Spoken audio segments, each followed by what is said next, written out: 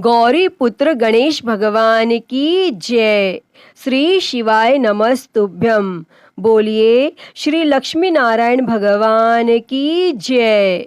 प्रिय भक्तजनों, आप सभी को भाद्रपद मास के शुक्ल पक्ष की परिवर्तनी एकादशी की हार्दिक शुभकामनाएं। भगवान श्री लक्ष्मी नारायण जी की कृपा आप और आपके समस्त परिवार पर सदैव बनी रहे। भक्तजनों, आज भाद्रपद मास की शुक्ल पक्ष की एकादशी तिथि है और इस एकादशी को परिवर्तनी एकादशी के नाम से जाना जाता है और कुछ स्थानों पर इसे जल झूलनी एकादशी और डोल ग्यारस भी कहते हैं। यह एकादशी सभी प्रकार के सुखों और वाजपेयी यज्ञ के बराबर फलों को देने वाली मानी जाती हैं। तो प्रिय भक्तजनों, आज हम इस वीडियो में परिवर्तनी एकादशी की बड़ी ही दुर्लभ कथा को सुनेंगे। आज के दिन एकादशी माता और परिवर्तनी एकादशी की पवित्र कथा को सुनने से मनुष्यों के सभी पाप और संकट कट जाते हैं और मनोकामनाओं की पूर्ति होती है तथा बैकुंठ की प्राप्ति होती है। तो आप सभी भक्तजन बड़ी ही श्रद्धा, ध्यान पूर्वक और प्रसन्न चित्त मन से भगवान श्री लक्ष्मी नारायण जी के कमल चरणों का ध्यान करते हुए इन कथाओं को पूरा अवश्य सुनिएगा। तो सभी प्रेम से बोलिए श्री लक्ष्मी नारायण भगवान की जय। एकादशी माता की जय। एक समय पांडु नंदन अर्जुन ने भगवान श्री कृष्ण से कहा, हे प्रभु, भादों की शुक्ल पक्ष की एकादशी का क्या नाम है तथा उसके व्रत का क्या विधान है? उस एकादशी के उपवास को करने से किस फल की प्राप्ति होती है? हे कृष्ण, कृपा कर यह सब समझाकर कहिए। तब भगवान श्री कृष्ण ने कहा, हे पार्थ, भाद्रपद माह के शुक्ल पक्ष की एकादशी को परिवर्तनी एकादशी कहते हैं। इस एकादशी की कथा के सुनने मात्र से ही सभी पापों का शमन हो जाता है और मनुष्य स्वर्ग का अधिकारी बन जाता है। इस एकादशी की कथा से नीच पापियों का भी उद्धार हो जाता है। यदि कोई धर्मपरायण मनुष्य एकादशी के दिन मेरा पूजन करता है तो मैं उसको संसार की पूजा का फल देता हूँ। जो मनुष्य मेरी पूजा करता है उसे मेरे लोक की प्राप्ति होती है, इसमें तनिक भी संदेह नहीं। जो मनुष्य इस एकादशी के दिन भगवान श्री वामन का पूजन करता है वह तीनों देवता अर्थात ब्रह्मा, विष्णु, महेश की पूजा करता है। हे पार्थ, जो मनुष्य इस एकादशी का उपवास करते हैं उन्हें इस संसार में कुछ भी करना शेष नहीं रहता। इस एकादशी के दिन भगवान विष्णु करवट बदलते हैं, इसलिए इसे परिवर्तनी एकादशी कहते हैं। तब यह सुन विस्मित होकर अर्जुन ने कहा, हे जनार्दन, आपके वचनों को सुनकर मैं भ्रम में पड़ गया हूँ कि आप किस प्रकार सोते तथा करवट बदलते हैं। आपने बलि को क्यों बांधा और वामन रूप धारण करके क्या लीलाएं की? चातुर्मास्य व्रत का विधान क्या है तथा आपके शयन करने पर मनुष्य का क्या कर्तव्य है? कृपया कर सब आप विस्तार पूर्वक कहिए। तब भगवान श्री कृष्ण ने कहा, हे कुंती पुत्र अर्जुन, अब तुम समस्त पापों का शमन करने वाली इस कथा का ध्यान पूर्वक श्रवण करो। त्रेता युग में बलि नाम का एक असुर था। वह अत्यंत भक्त, दानी, सत्यवादी तथा ब्राह्मणों की सेवा करने वाला था। वह सदा यज्ञ, तप आदि किया करता था। अपनी इसी भक्ति के प्रभाव से वह स्वर्ग में देवेंद्र के स्थान पर राज्य करने लगा। तब देवराज इंद्र तथा अन्य देवता इस बात को सहन नहीं कर सके और भगवान श्री हरि के पास जाकर प्रार्थना करने लगे। और अंत में मैंने वामन रूप धारण किया और तेजस्वी ब्राह्मण बालक के रूप में राजा बलि पर विजय प्राप्त की।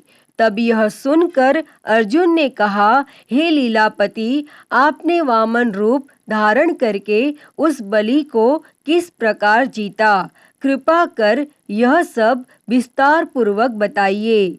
तब भगवान श्री कृष्ण ने कहा, मैंने वामन रूप धारण करके राजा बलि से याचना की कि हे राजन, तुम मुझे 3 पग भूमि दान दे दो, इससे तुम्हें 3 लोक के दान का फल प्राप्त होगा। तब राजा बलि ने इस छोटी सी याचना को स्वीकार कर लिया और भूमि देने को तैयार हो गया। और जब उसने मुझे वचन दे दिया, तब मैंने अपना आकार बढ़ाया और भूलोक में पैर, भुवन लोक में जंघा, स्वर्ग लोक में कमर, महलोक में पेट, जनलोक में हृदय, तपलोक में कंठ और सत्यलोक में मुख रखकर अपने शीर्ष को ऊंचा उठा लिया।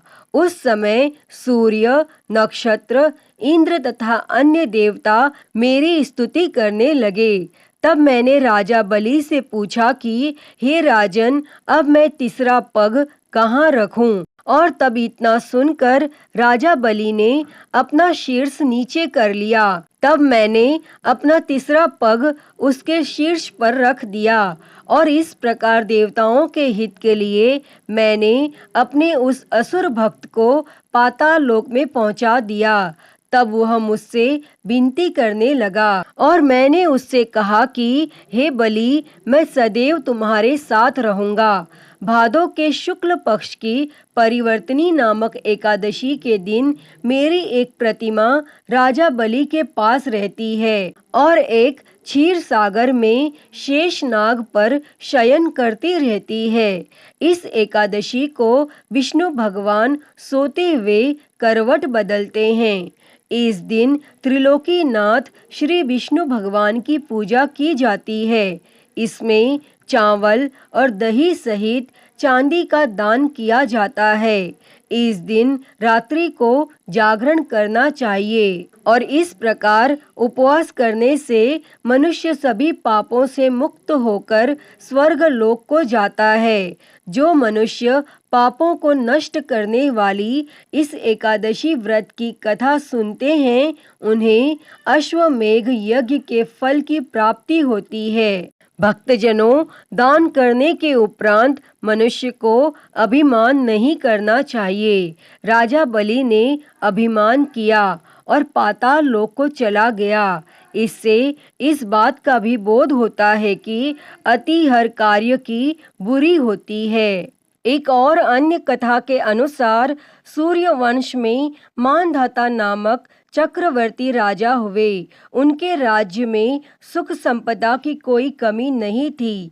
प्रजा सुख से जीवन व्यतीत कर रही थी। परंतु एक समय उनके राज्य में 3 वर्षों तक वर्षा नहीं हुई और प्रजा दुख से व्याकुल थी। तब महाराज भगवान नारायण की शरण में जाते हैं और उनसे अपनी प्रजा के दुख दूर करने की प्रार्थना करते हैं। और तब वह राजा भादों के शुक्ल पक्ष की एकादशी का व्रत करते हैं। इस व्रत के प्रभाव स्वरूप राज्य में वर्षा होने लगती है और सभी के कष्ट दूर हो जाते हैं। राज्य में पुनः खुशियों का वातावरण छा जाता है। जल झूलनी एकादशी के दिन जो व्यक्ति व्रत करता है, उसे भूमि दान करने और गोदान करने के पश्चात मिलने वाले पुण्य फलों से भी अधिक शुभ फलों की प्राप्ति होती है। तब इसके बाद अर्जुन ने कहा, हे प्रभु, अब आप मुझे इस एकादशी का महत्व और विधि बताइए। तब भगवान श्री कृष्ण जी कहते हैं कि आज के ही दिन माता यशोदा ने जलाशय पर जाकर मेरे वस्त्र धोए थे इसी कारण इसे जल झूलनी एकादशी कहते हैं। और कई स्थानों पर इस दिन भगवान को पालकी यानी डोली में ले जाया जाता है, इसलिए इसे डोल ग्यारस भी कहते हैं। हे अर्जुन, अब इस एकादशी की व्रत की विधि बड़े ही ध्यान पूर्वक सुनो। इस एकादशी व्रत का नियम पालन 10वीं तिथि की रात से ही शुरू कर देना चाहिए। स्कंद पुराण के अनुसार भगवान विष्णु का पूजन, व्रत और उपवास रखकर तिल का दान और तुलसी पूजा का विशेष महत्व है। एकादशी के दिन ब्रह्म मुहूर्त में उठकर स्नान आदि से निवृत्त होकर स्वच्छ वस्त्र धारण करके भगवान विष्णु के वामन अवतार को ध्यान करते हुए व्रत का संकल्प लें। फिर घर के मंदिर में एक चौकी पर लाल कपड़ा बिछाएं और भगवान विष्णु की प्रतिमा स्थापित करें और एक लोटे में गंगा जल लेकर उसमें तिल, रोली और अक्षत मिलाएं और अब इस लोटे से जल की कुछ बूंदें लेकर चारों ओर छिड़कें। फिर इसी लोटे से घट स्थापना करें। अब भगवान विष्णु को धूप दीप दिखाकर उन्हें पुष्प अर्पित करें और अब एकादशी की कथा का पाठ करें अथवा श्रवण करें। शुद्ध घी का दिया जलाकर विष्णु जी की आरती करें। श्री विष्णु जी के मंत्रों का ज्यादा से ज्यादा जाप करें। तत्पश्चात श्री हरि विष्णु जी को तुलसी दल और तुलसी मिश्रित जल का भोग लगाएं और विष्णु सहस्त्र नाम का पाठ अवश्य करना चाहिए। और शाम के समय भगवान विष्णु जी की पूजा करके फलाहार करें और भगवान श्री हरि विष्णु जी का भजन करते हुए रात्रि जागरण करें तथा रात में भगवान विष्णु की प्रतिमा के समीप ही भूमि पर शयन करना चाहिए और इस दिन भूलकर भी तुलसी दल ना तोड़ें और अगले दिन द्वादशी तिथि को योग्य ब्राह्मण को भोजन कराकर दान दक्षिणा देकर आशीर्वाद लें। इसके बाद स्वयं भी भोजन ग्रहण कर व्रत का पारण करें। व्रत के पारण के दौरान आंवला खाना बहुत ही शुभ माना जाता है और एकादशी के दिन गाय को चने की दाल और गुड़ अवश्य खिलाएं तथा केले के पेड़ का पूजन करें और इस दिन व्रत और पूजा के साथ साथ गरीब लोगों को गर्म कपड़े, तिल और अन्न का दान करने से कई यज्ञों का फल प्राप्त होता है। अतः हे लक्ष्मी नारायण भगवान जी, इस कथा को कहते, सुनते और हुंकारा भरते सभी पर सदैव अपनी कृपा बनाए रखना। तो सभी प्रेम से बोलिए श्री लक्ष्मी नारायण भगवान की जय। प्रिय भक्तजनों, आइए अब सुनते हैं एकादशी माता की कथा। तो सभी प्रेम से बोलिए एकादशी माता की जय। श्री लक्ष्मी नारायण भगवान की जय। एक बार एक राज्य में एक राजा रहता था। राजा बहुत ही बुद्धिमान और बलशाली था। राजा सदा ही अपनी प्रजा का बहुत अच्छे से ध्यान रखता था। प्रजा भी राजा को बहुत पसंद करती थी। राजा की 2 बेटियां थी। राजा अपनी दोनों बेटियों से बहुत प्रेम करता था। राजा की छोटी बेटी देखने में बहुत सुंदर और आकर्षित थी और वहीं पर राजा की बड़ी बेटी छोटी बेटी के मुकाबले थोड़ी कम सुंदर थी। राजा की छोटी बेटी माता की पूजा किया करती थी और सभी लोग राजा की छोटी बेटी से बहुत प्रेम करते थे और बहुत प्रशंसा किया करते थे। राजा भी अपनी छोटी बेटी को बड़ी बेटी से अधिक प्रेम करता था, जिसके कारण राजा की बड़ी बेटी को अपनी छोटी बहन से बहुत नफरत होने लगी थी। राजा की दोनों बेटियां जब बड़ी हो गईं, तब एक पड़ोस के राज्य में रहने वाले राजकुमार राजा की बड़ी बेटी के लिए रिश्ता लेकर आया। लेकिन जैसे ही उस राजकुमार की नजरें राजा की छोटी बेटी पर पड़ी, तो वह राजकुमार राजा की छोटी बेटी पर आकर्षित हो गया और छोटी बेटी से पहली नजर में प्रेम करने लगा और उस राजकुमार ने राजा की बड़ी बेटी के साथ विवाह करने से मना कर दिया और उसने राजा से कहा कि मैं आपकी छोटी बेटी से विवाह करना चाहता हूँ। और यह सब देखकर राजा की बड़ी बेटी अपनी छोटी बहन से बहुत क्रोधित हो गई और राजा की बड़ी बेटी ने अपनी छोटी बहन को अपना सबसे बड़ा दुश्मन मान लिया। तब राजा की बड़ी बेटी ने अपनी छोटी बहन से बदला लेने का निर्णय किया और राजा की बड़ी बेटी ने अपनी छोटी बहन को जान से मारने का उपाय सोचा और उसने अपनी छोटी बहन को मारने के लिए सबसे पहले एक लड्डू में जहर मिलाकर अपनी छोटी बहन को दिया और उसको लड्डू खाने के लिए कहा। लेकिन लड्डू खाने के बाद भी छोटी बहन को कुछ भी नहीं हुआ।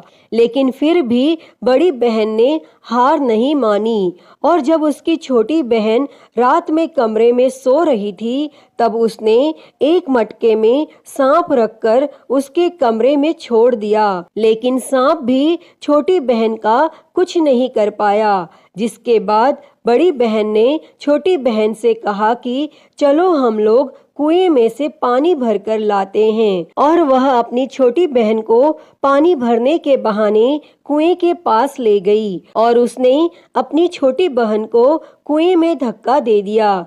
लेकिन छोटी बहन को तब भी कुछ नहीं हुआ क्योंकि हर बार ग्यारस माता उसकी रक्षा कर रही थी और उधर बड़ी बहन अपने सारे प्रयास के बाद भी असफल हो रही थी, जिससे वो बहुत क्रोधित हो गई और फिर उसने अपनी छोटी बहन के पास जाकर उससे प्रश्न किया कि मेरी छोटी बहन, क्या तुमको पता है कि भगवान ने सबकी मृत्यु एक निश्चित समय पर लिखी हुई है और कैसे तुम्हारी या मेरी मृत्यु होगी, क्या यह तुम जानती हो? तब छोटी बहन ने अपनी बड़ी बहन को बताया कि हाँ दीदी, मैं जानती हूँ मेरी मृत्यु कैसे होगी। और छोटी बहन से यह सब बातें सुनकर बड़ी बहन मन ही मन बहुत प्रसन्न होने लगी और उसने अपनी छोटी बहन से कहा कि तो तुम मुझे अपनी मृत्यु का राज बताओ।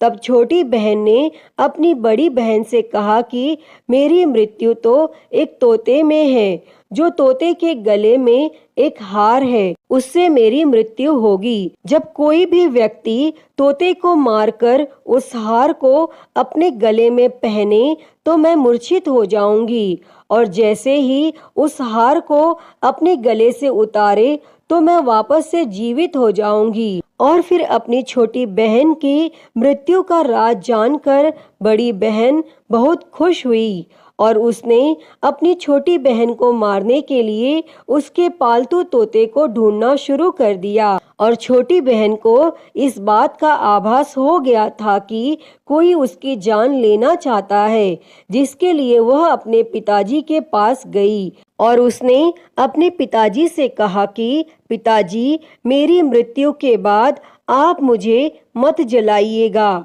आप मुझे अपनी पुरानी वाली हवेली में एक पलंग में लेटाकर छोड़ दीजिएगा। तब अपनी छोटी लड़की की यह बातें सुनकर राजा बहुत आश्चर्यचकित हो गया और राजा ने अपनी छोटी बेटी से पूछा कि बेटी, तुम यह क्या कह रही हो? तब राजा की छोटी बेटी ने बताया कि पिताजी, समय किसी के लिए नहीं रुकता, क्या कब किसको हो जाए इसका किसी को कुछ नहीं पता।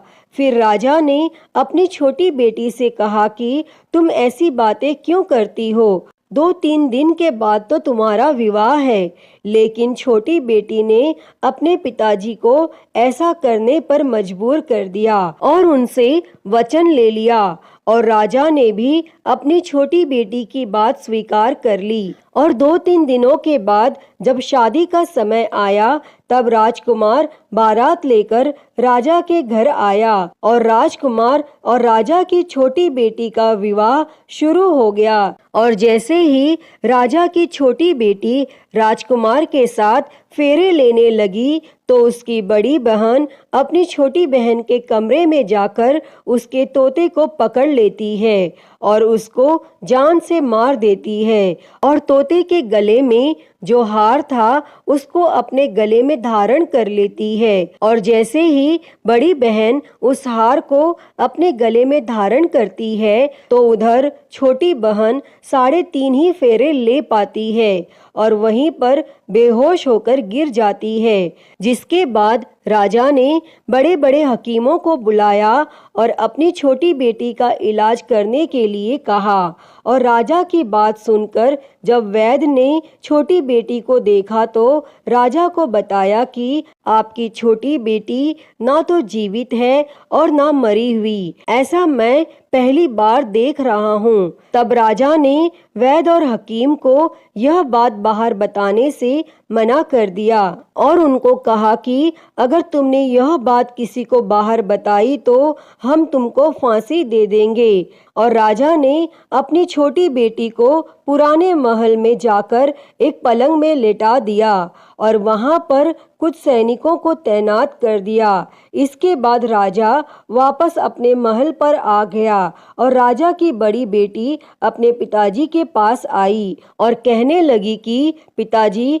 अगर यह शादी संपन्न नहीं हुई तो आपकी इज्जत का क्या होगा? आप कहें तो मैं आपकी इज्जत बचाने के लिए राजकुमार से शादी करने के लिए तैयार हूँ। जिसके बाद राजा ने अपनी बड़ी बेटी की बात मान ली और राजा ने बड़ी बेटी को छोटी बेटी के कपड़े पहनाकर मंडप में भेज दिया। लेकिन राजकुमार यह जान गया कि यह राजा की छोटी बेटी नहीं है बल्कि यह राजा की बड़ी बेटी है। लेकिन जब राजकुमार ने शादी करने से मना किया तो सभी लोगों ने राजकुमार को बेवश करके राजा की बड़ी बेटी से बचे हुए फेरों को संपन्न करा दिया और विवाह संपन्न हुआ। जिसके बाद राजकुमार राजा की बड़ी बेटी को अपने महल में ले गया और विवाह होने के बाद राजकुमार उससे ना तो बात करता था, ना उसे पसंद करता था और ना ही उसके आसपास भटकता था। और राजकुमार ने यह फैसला लिया था कि वह अपनी प्रेमिका को ढूंढ कर रहेगा और यह जान कर रहेगा कि उसके साथ क्या हुआ है। एक दिन राजकुमार अपने घोड़े पर सवार होकर राजा के पुराने महल के पास पहुंचा, जहां पर उसने कुछ सैनिकों को देखा। महल के पास पहुंचकर राजकुमार ने जब महल को ध्यान से देखा तो वह समझ गया कि यह तो हमारे ससुर जी का ही महल है। तब राजकुमार ने सैनिकों से पूछा कि तुम लोग यहाँ क्या कर रहे हो और इस महल के अंदर उस पलंग में कौन लेटा है? जिसके बाद सैनिकों ने बताया कि यहाँ पर राजा की छोटी बेटी लेटी है और यह सुनकर राजकुमार बहुत प्रसन्न हो गया और वह तुरंत अपनी प्रेमिका के पास पहुंच गया और उसकी सेवा करने लगा।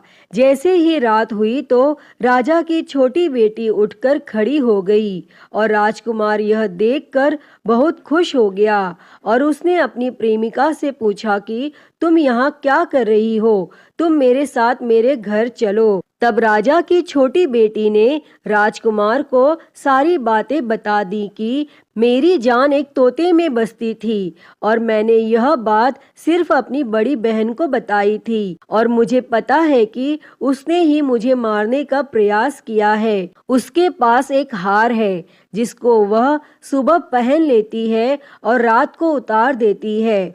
जब तक वह हार को पहन कर रखती है तब तक मैं मूर्छित रहती हूँ और जैसे ही वो हार को उतार देती है तो मैं जीवित हो जाती हूँ और जब तक मेरी बड़ी बहन के पास वो हार रहेगा तब तक मैं ऐसे ही जीवित और मूर्छित होती रहूंगी। अगर मेरी बड़ी बहन के पास जो हार है वो मेरे हाथ लग जाए तो मैं हमेशा के लिए जीवित हो जाऊंगी। तब राजकुमार यह सब बातें सुनकर राजा की छोटी बेटी के पास रहने का निर्णय ले लेता है और उसने अपने बचे हुए सारे फेरे उस पलंग में लेटी हुई राजा की छोटी बेटी के साथ ले लिए और अपना विवाह पूर्ण कर लिया और वहीं पर वह रहने लगा। और देखते ही देखते कुछ समय में राजा की छोटी बेटी और राजकुमार की पत्नी गर्भवती हो गई। और एक दिन राजकुमार को किसी काम से बाहर जाना पड़ा।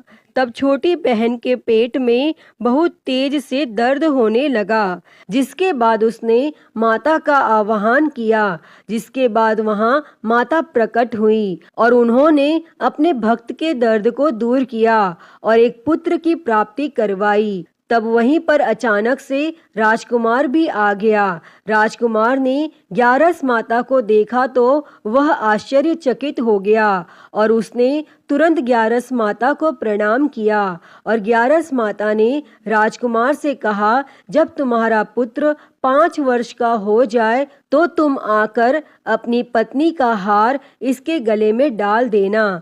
और देखते ही देखते राजकुमार और राजा की छोटी बेटी का पुत्र 5 वर्ष का हो जाता है। तो राजकुमार अपने बेटे से कहता है कि बेटा, मैं कुछ काम से बाहर जा रहा हूँ, तुम अपनी माता का ध्यान रखना। और वह वहाँ से चला जाता है। और राजकुमार को बाहर निकलता हुआ बड़ी बहन के सैनिक देख लेते हैं और बड़ी बहन को जाकर सारी बातें बता देते हैं। जिसके बाद बड़ी बहन अपनी छोटी बहन के पुत्र को वहाँ से उठवा लेती है और उसको मरवा देती है। छोटी बेटी के पुत्र के 2 टुकड़े करवा देती है। पहला टुकड़ा चक्के के पास छुपा देती है और दूसरा टुकड़ा अपने पलंग के नीचे रख लेती है। और तब ग्यारस माता भिखारी का रूप लेकर आती हैं और एक भिखारी का रूप रखकर बड़ी बहन के पास चली जाती हैं। जिसके बाद वहां पर वह भिक्षा मांगने लगती हैं।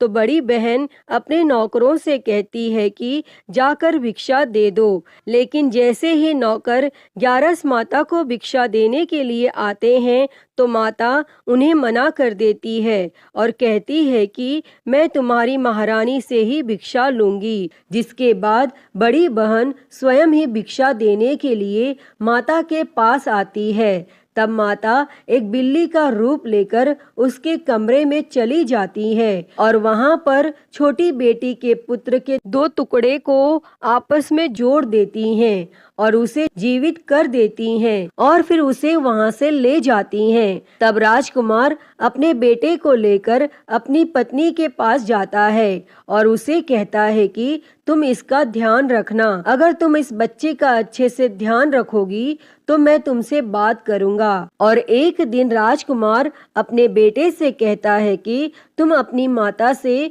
उनके गले का हार मांग लो। तो अपने पिता की बात मानकर राजकुमार का बेटा अपनी माता जी के पास जाता है और कहता है कि माता, मुझे तुम्हारा हार चाहिए। और यह सुनकर पहले तो बड़ी बहन बहुत क्रोधित होती है, पर उसको यह याद आता है कि राजकुमार ने कहा था कि अगर मैं इस बच्चे का ध्यान अच्छे से रखूंगी तो वह मुझसे बात करेंगे। जिसके कारण वह हार उस बच्चे को दे देती है और वह तुरंत हार को ले जाकर अपने पिताजी को दे देता है। और तभी राजकुमार अपने बेटे को लेकर वहां से जाने लगता है और अपनी पत्नी से कहता है कि तुम हमारे लिए खाना बनाकर रखना, मैं शाम को आकर तुम्हारे साथ खाना खाऊंगा।